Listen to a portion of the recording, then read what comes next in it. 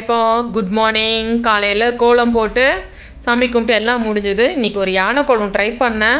ரொம்ப கஷ்டப்பட்டுட்டேன். ரொம்ப கால் வலி வேறு வந்துருச்சு. ஏதோ போட்டு முடிச்சாச்சு. இன்றைக்கி கறி தோசை செய்கிறத பிளானு எல்லாம் ரெடியாக எடுத்து வச்சுருக்கேன். இப்போ நம்ம கறி தோசைக்கு தொக்கு மட்டன் கைமா வாங்கிட்டு வந்திருக்காங்க. அதை ரெடி பண்ணிடலாம்.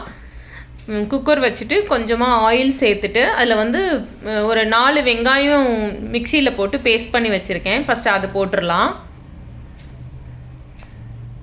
எல்லாமே அரிஞ்சது கிடையாது, பேஸ்ட்டு தான். கூட ரம்பாயில கட் பண்ணி போட்டிருக்கேன். நான் தக்காளியும் பேஸ்ட் பண்ணி வச்சுருக்கேன். தக்காளியும் கூட சேர்த்துக்கலாம். ஏன்னா கொத்துக்கறிக்கு கட் பண்ணி போட்டு செய்கிறத விட இந்த மாதிரி பேஸ்ட் பண்ணி போட்டு செஞ்சோம்னா நல்லாயிருக்கும். இஞ்சி பூண்டு சோம்பு விழுது சேர்த்துக்கலாம்.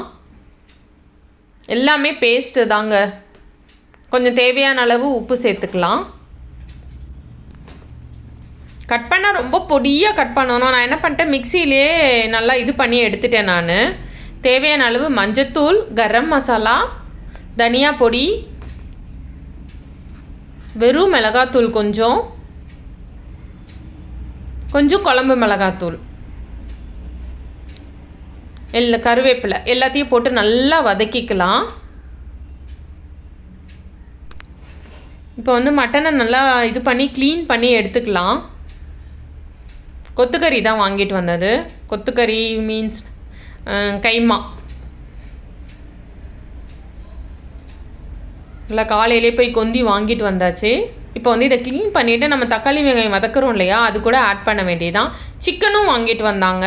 சிக்கன் தண்ணி குழம்பு வைக்கிறதுக்கு பிளானு. சரி, ஃபஸ்ட்டு மட்டனை தாளித்து விட்டுடலான்னு மட்டனை அலசிட்டு இதில் போட்டாச்சு. தக்காளி வெங்காய பேஸ்ட்டு, இஞ்சி பூண்டு சோம்பு பேஸ்ட்டு, கொஞ்சம் தனியா, கொஞ்சம் வெறும் மிளகாத்தூள், கொஞ்சம் குழம்பு மிளகாத்தூள், கொஞ்சம் மஞ்சள் பொடி, கொஞ்சம் உப்பு, இது எல்லாத்தையும் போட்டு கழுவி வச்ச மட்டனையும் போட்டு ஒரு கப் போதும் தண்ணி ஊற்றி நல்லா 3 விசிலுக்கு வேக விட்டுறலாம். சூப்பராக இருக்கும். கறி தோசைக்கு துண்டு எல்லாம் போடுறதோட இந்த மாதிரி கைமா பண்ணி சேர்த்தோம்னா செம்ம டேஸ்ட்டாக இருக்கும். இப்போ சிக்கன் அலசி எடுத்து வச்சுருக்கேன். சிக்கன் ஃபஸ்ட்டு சிக்கனில் உப்பு, மஞ்சத்தூள், தயிர் இது மட்டும் சேர்த்து ஃபஸ்ட்டு பிசைஞ்சு வச்சிடலாம். அப்புறம் நம்ம தாளிக்கலாம்.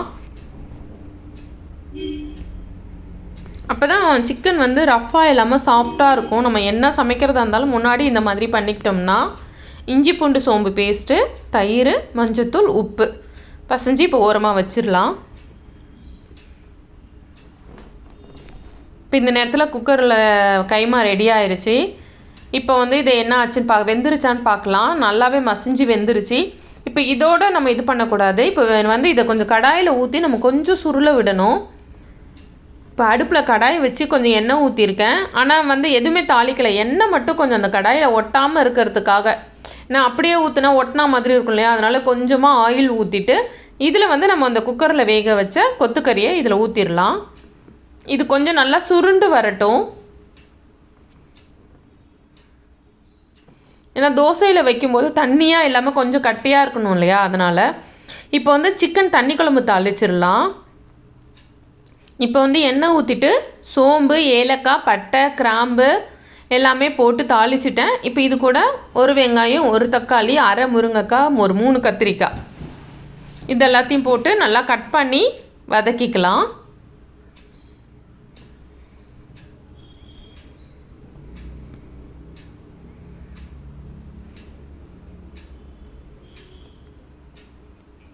இப்போ இது கூட இப்போவுமே இந்த மாதிரி காய் போட்டு செஞ்சிங்கன்னா நல்லா தண்ணி குழம்பு வச்சிங்கன்னா குழம்பு செம்ம டேஸ்ட்டாக இருக்கும். ஒரே ஒரு லெக் பீஸ் மட்டும் சரி நைட்டு அப்புறம் வறுத்துக்கலான்னு அதை மட்டும் எடுத்துட்டேன் நான்.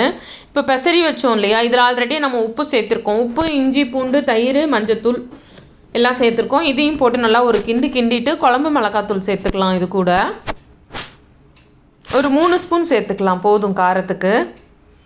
தேங்காய் அரைச்சி வச்சுருக்கேன். தேங்காவையும் இதில் ஊற்றிடலாம். வெறும் தேங்காய் தான். தேங்காய் கூட எதுவும் ஆட் பண்ணல. பருப்போ முந்திரி அந்த மாதிரி எதுவுமே ஆட் பண்ணல. வெறும் தேங்காய். நான் இந்த குழம்பு தண்ணி குழம்பு மாதிரி இருக்கணுன்றதுனால தான். குருமா மாதிரினா முந்திரி சேர்த்துக்கலாம். நான் குருமா மாதிரியில் தண்ணி குழம்பு மாதிரி வைக்கிறதுனால வெறும் தேங்காவை மட்டும் நல்லா அரைச்சி எடுத்துக்கிட்டேன். இப்போ இதை நல்லா நம்ம கலந்து விட்டுறலாம். ஒரு 3 விசில் மூடி வச்சிடலாம். இப்போ ஆல்ரெடி சிம்மில் மட்டன் இருக்குது. இப்போ குக்கரில் இதுவும் வேக வச்சு நம்ம எடுத்துக்கலாம். அதாவது இந்த குழம்பு வந்து ரைஸ்க்கும் சேர்த்து தான் வச்சுருக்கேன். கறி தோசை, ஒயிட் ரைஸு, தண்ணி குழம்பு, இதுதான் இன்றைக்கி இது. இப்போ இன்னும் கொஞ்சமே இது சுண்டட்டும். இப்போ குழம்பு என்னாச்சுன்னு பார்க்கலாம். சூப்பராக ரெடி ஆயிருச்சு குழம்பு.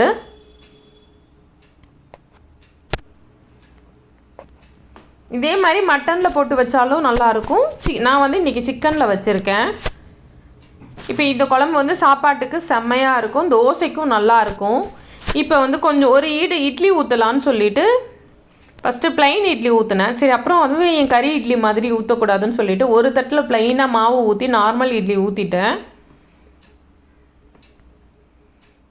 இன்னொரு தட்டில் வந்து மாவு ஊற்றி கொஞ்சம் இந்த கறி இது செஞ்சோம் இல்லையா, கொத்துக்கறி, அதையும் அதை வச்சு செய்யலாம். கறி தோசை மாதிரி கறி இட்லி. கொஞ்சம் கொஞ்சம் ஃபஸ்ட்டு மாவு ஊற்றிக்கிட்டேன். இதுக்கு ஊடால நம்ம வந்து அந்த கொத்துக்கறியை வச்சுக்கலாம் கொஞ்சம் கொஞ்சம். இப்போ அடுப்பை நிறுத்தியாச்சுங்க. ஏன்னா இந்த அளவுக்கு இருந்தால் தோசை மேலே தடவுறதுக்கு கரெக்டாக இருக்கும். ரொம்ப கட்டியாகவும் இல்லாமல் தண்ணியாகவும் இல்லாமல்.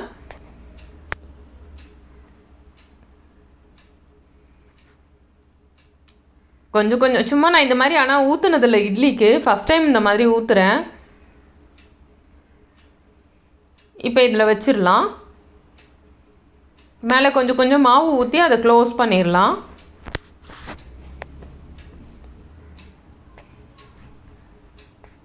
இது இதே மாதிரி நீங்கள் இட்லி தோசை இல்லை கறி தோசை வெஜ்ஜில் செய்யணும், கறி அப்படி இல்லைன்னா நீங்கள் மஷ்ரூம் தொக்கு செஞ்சு கூட இந்த மாதிரி தோசையில் வச்சு சாப்பிட்டாலும் நல்லாயிருக்கும். இப்போ வந்து குட்டி தட்டுலேயுமே மாவு ஊற்றி கொஞ்சம் கொத்துக்கறியை வச்சு அதுக்கு மேலே கொஞ்சம் மாவு ஊற்றி அதை க்ளோஸ் பண்ணிவிட்டு அதையும் ஒரு ஈடு வேக வச்சிடலாம். நான் அதையும் மேல் தட்டில் வச்சுட்டேன் அப்படியே. இப்போ இதை வச்சுட்டு நம்ம இட்லி சட்டியை மூடி வச்சிடலாம். சூப்பராக ரெடி ஆயிடுச்சு. இது அப்புறம் எடுத்துக்கலாம். இப்போ வந்து கறி தோசைக்கு மாவு ரெடி பண்ணுறேன். அதாவது நார்மல் தோசை மாவு எடுத்துக்கோங்க. அதில் ஒரு 3 முட்டையை உடச்சி ஊற்றிக்குங்க. உடச்சி ஊற்றிட்டு இந்த மாதிரி தோசைக்கல்லில் ரவுண்ட் ரவுண்டாக ஊற்றிட்டு அதுக்கு மேலே கொஞ்சம் கொஞ்சமாக கறி தொக்கை வச்சு திருப்பி போட்டு எடுக்கணும். அவ்வளோதாங்க. அதாவது தோசை மேலேயே முட்டையை உடச்சி ஊற்றி மிக்ஸ் பண்ணலாம். ஆனால் நான் குட்டி குட்டியாக ஊற்றுறதுனால முட்டை இதுவாக இருக்குன்றது என்ன பண்ணிட்டேன், தோசை மாவு கூட 2 முட்டையை உடச்சி ஊற்றி நல்லா மாவை மிக்ஸ் பண்ணிவிட்டு அதுக்கப்புறம் தோசைக்கல்லில் ஊற்றி அது மேலே கறியை போட்டு தான் இப்போ சுட்டு எடுத்திருக்கேன். சூப்பராக கறி தோசை ரெடி ஆயிடுச்சுங்க. இந்த மாதிரி வச்சிங்கன்னா மத்தியானம் தோசை ட்ரையாலாம் ஆகாது. நல்லா தோசை ஊறி போய் சாப்பிட்றதுக்கு செம்மையாக இருக்கும். இப்போ மத்தியானத்துக்கு கொத்துக்கறி, மட்டனில் கொத்துக்கறி கொஞ்சமாக செஞ்சேன். சூடாக சாதம், அப்புறம் சிக்கன் போட்ட தண்ணி குழம்பு, கத்திரிக்காய் முருங்கைக்காய் சிக்கன் போட்ட தண்ணி குழம்பு மாதிரி வச்சேன், சும்மா தேங்காய் அரைச்சி ஊற்றி. அப்புறம் இது இட்லி காலையிலுக்கு உள்ளது. Good morning. காலையில் கோலம்லாம் போட்டு வேலை முடிஞ்சது. இன்னைக்கு ஆஃபீஸ்க்கு வந்து மட்டன் கறி தோசை தான் இன்னைக்கு சுட்டிருக்கேன். சரி, தொக்கு வைக்கிறத விட இப்படி வச்சா சாப்பிட்றதுக்கு ஈஸியாக இருக்கும், டேஸ்டாக இருக்கும். மட்டன் கறி தோசை. அப்புறம் வந்து 2 இட்லி வச்சிடலாம். 2 இட்லி வச்சுட்டு கொஞ்சமாக சிக்கன் குழம்பு, அதாவது கத்திரிக்காய் முருங்கைக்காய் உருளைக்கிழங்கு போட்ட சிக்கன் குழம்பு.